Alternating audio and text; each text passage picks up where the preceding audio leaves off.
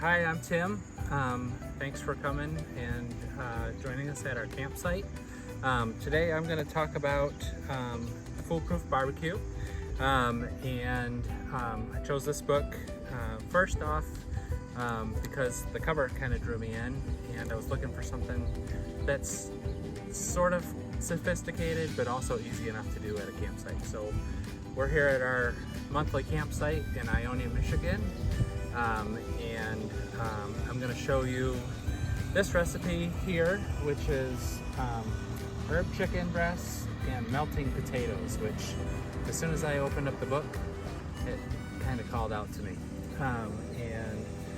With this book, all through this book, one of the things that I thought was neat is it's called Foolproof barbecue, which sometimes maybe makes you think like super simple and sort of pedestrian, but the recipes are all look just amazing, and I think add a little fun extras to it, as well as being something that you could do anywhere.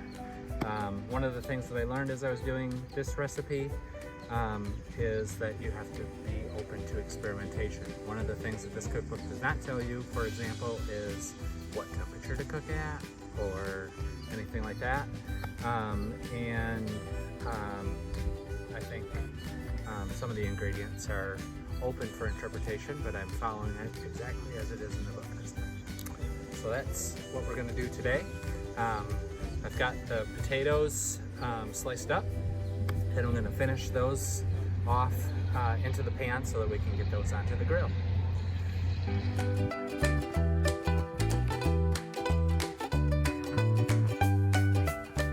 Okay, so these are what's called the melting potatoes, and so what we did is we washed them, peeled them, and then cut them up into 1/4-inch slices about that big. They're going to be varied, of course. And then we put in some garlic in there with them and butter on top. And then now I'm going to add in chicken stock, which the potatoes will soak up as they're cooking, which will create moisture to cook the potatoes, and it'll soak up into the potatoes, which gives them that quality of just really melty goodness. So those will be ready in a little bit here. All right, so this is the chicken stock, and that's one of the things that's going to help create the moisture and soften up the potatoes as they cook. Had to do a little bit of research with the chicken stock because this book is printed in the UK, and I had to find out how much 300 milliliters is. So it turns out it's about 10 ounces. And then now we need about 1/3 cup of butter, just sliced up into cubes and spread out evenly across the top of this, and then we'll be able to put it on the grill.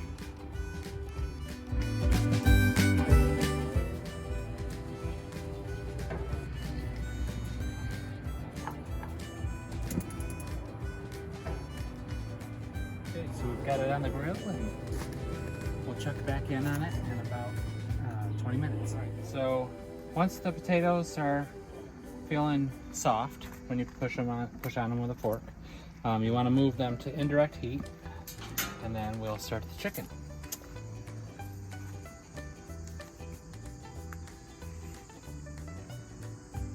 Just put it right up there.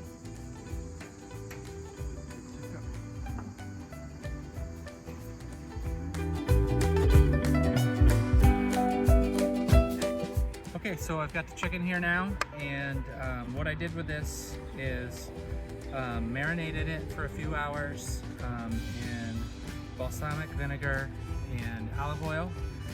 There's garlic in here again. It's about either 2 teaspoons or 2 cloves, however you're going to do that. Salt and pepper, and then a few mixed herbs to put on the chicken. You can do this for anywhere from 2 hours all the way to overnight.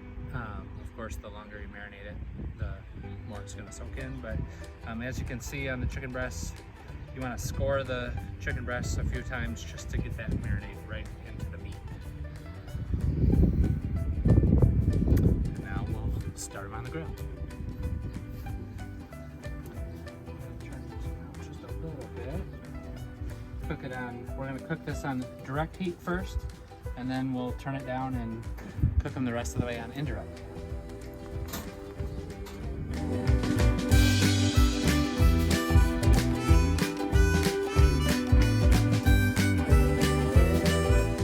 Best part, we get to eat it now.